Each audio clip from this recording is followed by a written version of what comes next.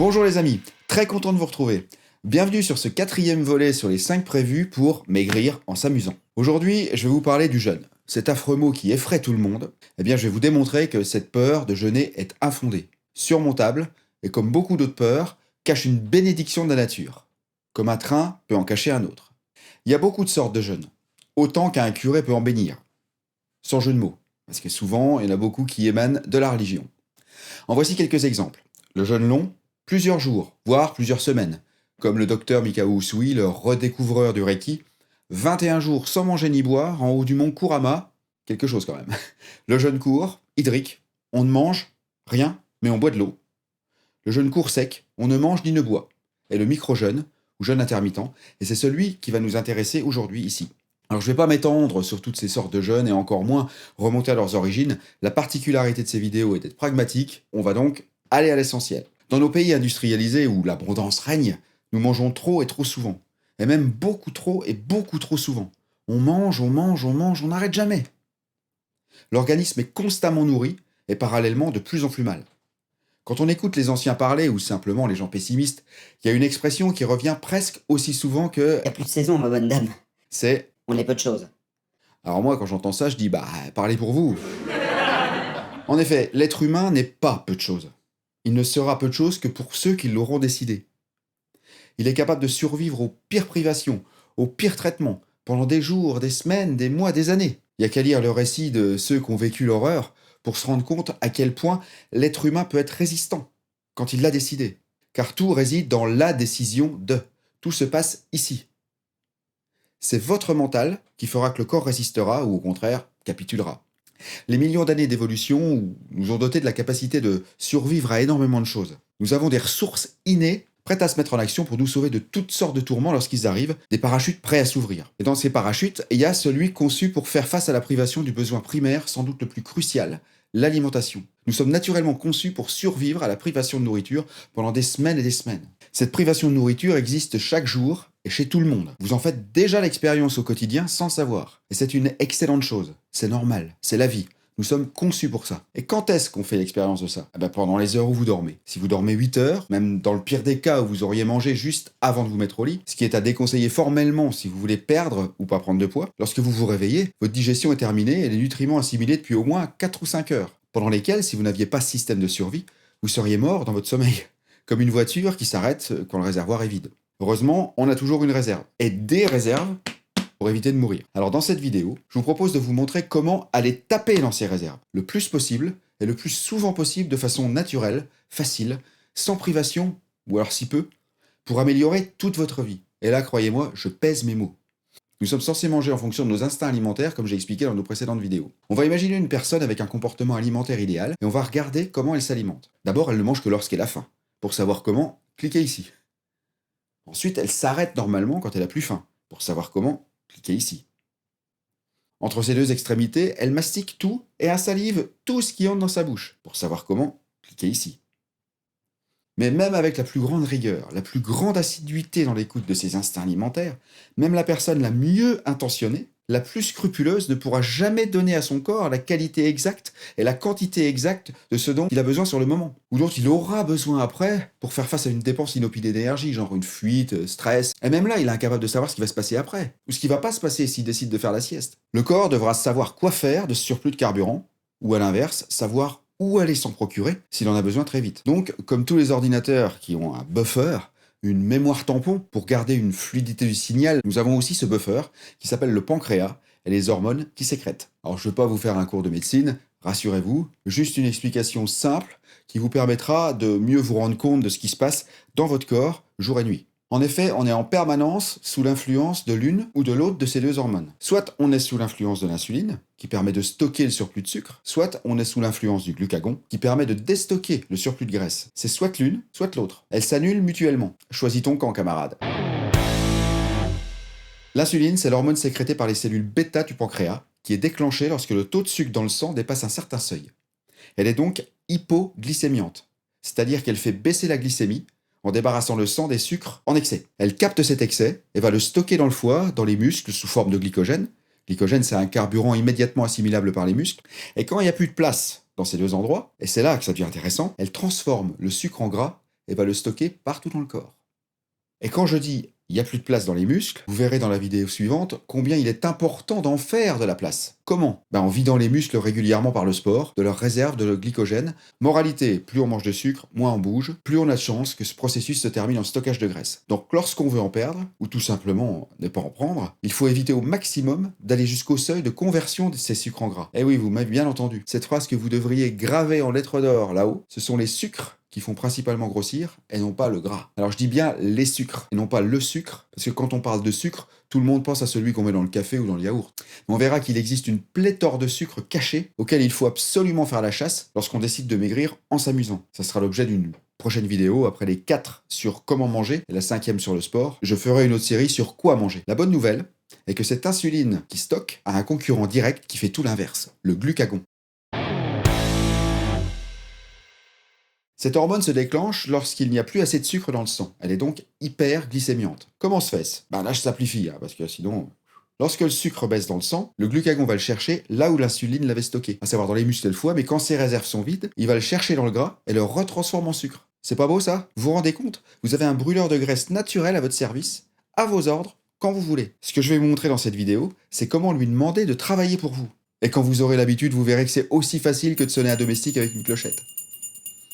Alors, comment le sonner, ce fameux majordome? En lui donnant le temps de venir, c'est-à-dire en provoquant volontairement une chute naturelle de sucre dans le sang, c'est-à-dire en arrêtant d'ingérer des calories pendant plus d'une demi-journée. Vous allez voir la technique en fin de vidéo. Rassurez-vous, c'est beaucoup plus simple qu'on croit, car je me répète, vous le faites déjà sans le savoir.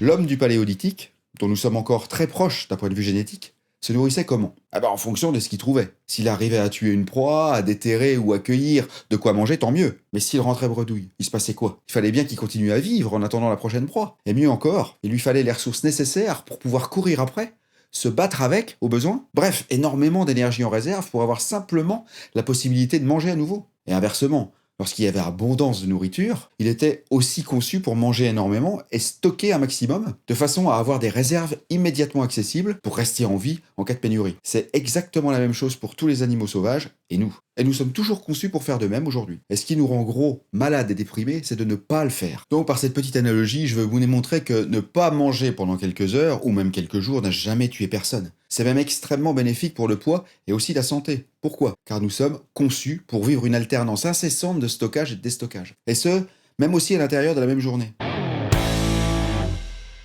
Or, le problème actuel est que l'homme moderne stocke sans arrêt. Il ne laisse plus de place au déstockage naturel dont le corps a besoin et qui doit avoir lieu avec la même intensité et la même fréquence que le stockage. C'est une loi naturelle, nous sommes faits pour ça. Et non seulement nous sommes faits pour ça, mais nous devons le faire pour rester en santé. Grâce à des pauses dans votre alimentation, vous allez donc stimuler une autre partie de votre pancréas, les cellules alpha, pour sécréter du glucagon, plus souvent et en plus grosse quantité, ce qui va nous aider à déstocker on ne peut plus naturellement les réserves de graisse pour les transformer en sucre et vivre dessus au lieu de manger. Je rappelle qu'avec cette filière, c'est votre corps tout seul, comme un grand, qui va convertir la quantité exacte et en temps réel du sucre dont il a besoin. Donc vous allez être nourri au top, ni trop ni trop peu. Vous allez voir que le jeûne, grâce à cette filière endogène de nutrition, en plus de vous faire maigrir naturellement, va vous apporter tout un tas d'améliorations que vous n'aviez peut-être jamais osé espérer auparavant.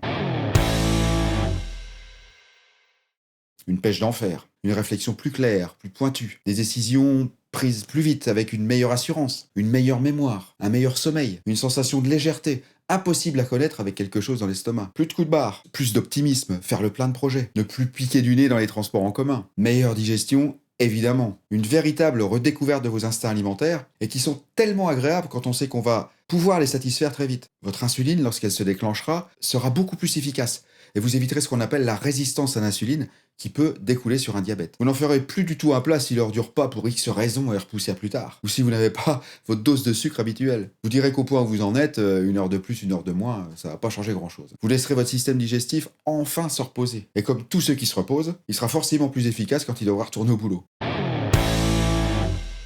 L'idéal est de rester chaque jour au moins 12 heures, et au plus 24 heures, l'idéal est 16 heures, 2/3, sans aucun apport calorique. Que de l'eau, du café noir sans sucre, du thé ou des tisanes sans sucre. Et accessoirement une célèbre boisson gazeuse dite light, mais pas dès le début. Je vous expliquerai plus en détail dans ma série Quoi manger, pourquoi ne pas consommer ces boissons light quand on commence le jeûne. Il faut d'abord prendre le pli pour éviter de chambouler le cerveau et le pancréas. Alors je l'entends d'ici. Ah, mais 12 heures, il est givré, c'est impossible, c'est trop dur. Bon, le fait que je sois givré, je vous l'accorde, c'est vrai.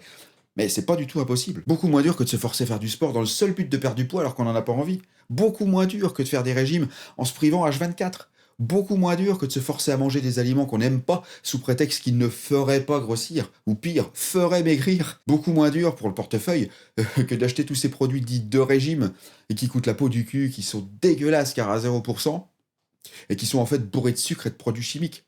0%. On verra aussi le fantastique lavage de cerveau que les marques nous font avec toutes ces conneries. Je vous disais en début de vidéo que c'était beaucoup plus simple que vous ne le croyez, car d'une part vous le faites déjà pendant que vous dormez, et d'autre part, étant naturellement conçu pour ça, vous allez avoir l'impression de retrouver une sensation familière, comme revoir un ami très cher que vous aviez perdu de vue après des années d'exil. Et c'est bien d'exil qu'il s'agit. Exil alimentaire. Loin de chez vous, loin de chez nous.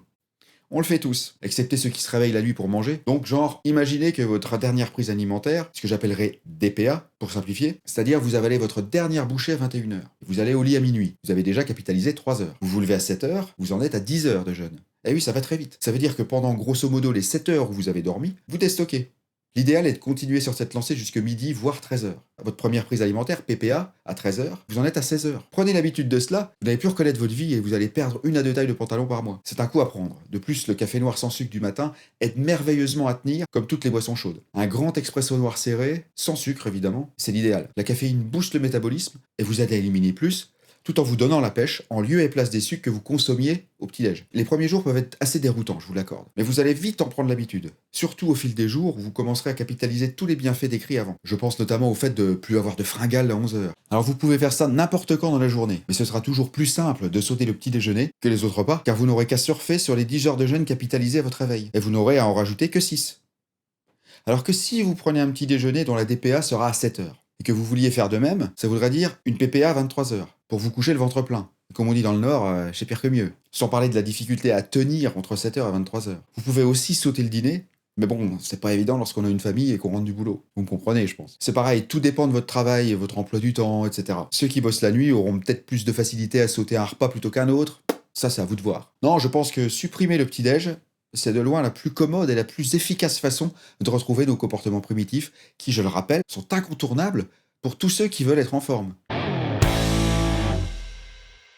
L'avantage de savoir et de sa maîtrise réside dans le fait que c'est vous qui décidez quoi faire et quand le faire en fonction de votre ressenti, de votre emploi du temps, des invitations reçues, etc. Vous avez votre corps à votre service et non plus l'inverse. Voici quelques exemples. Si vous savez que vous allez faire bombance à un barbecue ce soir, jeûnez toute la journée. 20h, 24h, c'est sans risque. Préparez votre corps, videz-le avant de le remplir à foison. Et si un jour vous arrivez au terme de vos 16 heures et qu'il est l'heure de manger mais que vous n'avez pas faim, continuez le jeûne jusqu'à ce que vous ayez faim. Plus longtemps vous tiendrez, plus vous allez déstocker. Logique. Et pourquoi manger si vous n'avez pas faim? C'est que le corps n'en a pas besoin. Même si vous avez déjà jeûné pendant 16 heures, c'est bien ce qui prouve qu'il a des réserves et qu'il veut s'en défaire. Laissez-lui ce loisir, ce privilège. Ça changera de l'époque où vous faisiez l'inverse en le gavant. Et si inversement, au bout de quelques semaines, quelques mois, vous en avez marre de jeûner tous les matins, c'est possible. Genre en vacances avec le petit-déj, la volonté, vous voulez revenir classique pendant un temps, allez-y. Même si vous reprenez un peu de poids, vous en foutez puisque maintenant vous savez comment vous en défaire. Facilement et quand vous l'aurez voulu. Knowledge is power, isn't it? Vous jouissez juste d'un privilège qui vous a été donné à la naissance, comme à tout être humain, et qu'il ne faut pas hésiter à utiliser, voire à en abuser. Stockage, déstockage. D'où l'erreur, la stupidité, l'ineptie même de tous ces pseudo-spécialistes de la nutrition, bardés de diplômes accrochés au mur, comme des trophées de chasse, et qui vous obligent, presque avec le canon sur la tempe, à faire des repas à heure régulière. C'est vrai peut-être pour les diabétiques, je sais pas, mais pour une personne en bonne santé, il n'y a rien de plus faux et de plus nocif. Dites-leur merde, barrez-vous et faites tout l'inverse. La règle de base est de passer d'une traite 2/3 de chaque journée sans aucune calorie à gérer. C'est uniquement pendant le tiers restant que vous mangez. Vous pourrez manger aussi souvent et autant que vous voulez, dès lors que vous respecterez vos signaux de faim et de satiété. En effet, c'est pas parce que vous jeûnerez que vous pourrez vous empiffrer sans tenir compte de vos signaux. C'est pas une dérogation pour faire n'importe quoi comme avant. Vous pouvez faire ripaille, mais ça devrait être exceptionnel. Surtout au début. En général, une bonne bouffe par semaine où vous oubliez tout pourra pas vous faire de mal, mais pas plus. Ça peut même être bénéfique, je vous en parlerai dans une prochaine vidéo. J'insiste lourdement sur le fait de ne rien consommer de calorique pendant ces 2/3 de la journée, même très faiblement entre DPA et PPA. Que de l'eau, café noir, thé ou tisane sans sucre et rien d'autre. Pas de lait, pas de jus d'orange, pas de pain au chocolat à 10 heures et même pas de jus de citron dilué. Rien, rien, rien. Que de l'eau, du café noir, du thé, des tisanes sans sucre. Même pas de chicorée car elle est souvent caramélisée. Car rappelez-vous, c'est soit l'insuline, soit le glucagon, l'un détrône l'autre et inversement. Autrement dit, dès qu'il y a un peu de sucre dans le sang, l'insuline arrive, et elle stoppera net le précieux effet du glucagon. Donc il faudra attendre que l'insuline disparaisse pour que le glucagon revienne. Ça rallonge votre temps de jeûne de plusieurs heures, ne serait-ce que pour un simple jus d'orange. Choisis ton camp, camarade. Quand je parle d'horaire, l'heure de la DPA correspondra à la dernière bouchée avalée, et l'heure de la PPA correspondra à la première bouchée avalée. Dans les 2 tiers de la journée où vous jeûnez, vous n'incluez jamais le temps passé à manger, qui, normalement, a dû considérablement s'allonger si vous avez suivi mes recommandations des vidéos 1 et 2. Ce temps doit être calculé à partir de la dernière bouchée du dernier repas, et la première bouchée du repas suivant. Ne buvez que si vous en ressentez le besoin. Sous prétexte que vous y avez droit et qu'elle n'est pas calorique, je vous en conjure, ne vous forcez pas à boire de l'eau comme beaucoup de blouses blanches vous encouragent à faire lorsque vous désirez perdre du poids. Ça surcharge les reins pour rien, il vaut mieux les laisser disponibles pour ce que le fait de jeûner va vous faire éliminer. Vous avez soif, buvez, mais pas plus que nécessaire. La soif, c'est un peu comme la faim. À quoi bon absorber de l'eau alors qu'on n'en ressent pas le besoin? Attention, contrairement à la faim, je ne dis pas d'attendre d'être assoiffé pour commencer à boire. Mais faim ou soif, c'est progressif. Dès que vous commencez à avoir envie de boire, allez-y, mais pas plus que nécessaire. Par contre, surtout, ne vous en empêchez jamais. Buvez autant que vous en avez envie. Et en période d'amaigrissement, l'eau très fraîche sera meilleure car elle demandera une dépense calorique supplémentaire au corps pour la réchauffer. Pas glacée non plus, parce que si vous avez bien suivi mes recommandations de la vidéo 3 sur la mastication et la salivation, vous allez devoir garder tous les liquides en bouche. Donc évitez de la boire glacée pour éviter de vous péter les mailles des dents, comme dirait le père Lequesnois.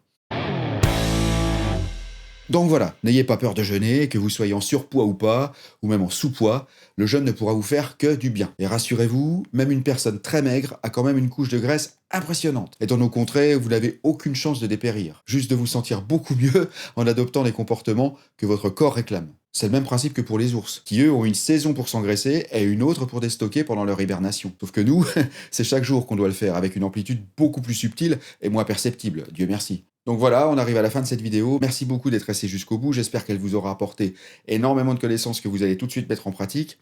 N'hésitez pas à me laisser des pouces par le haut, j'adore ça.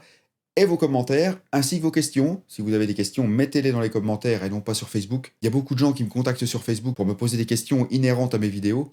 Mais moi, je vous encourage de les mettre directement sur YouTube. Posez-les sur YouTube. Comme ça, vous en faites profiter tout le monde, à la fois de la question et de la réponse. N'hésitez pas aussi à partager cette vidéo si vous pensez que ça pourrait intéresser des gens. Plus on est de fous, plus on rit. Et moi, ce que j'ai envie, c'est de rendre service à l'humanité entière avec ça, gratuitement. Donc allez-y, balancez, balancez, balancez. Merci beaucoup, à très bientôt.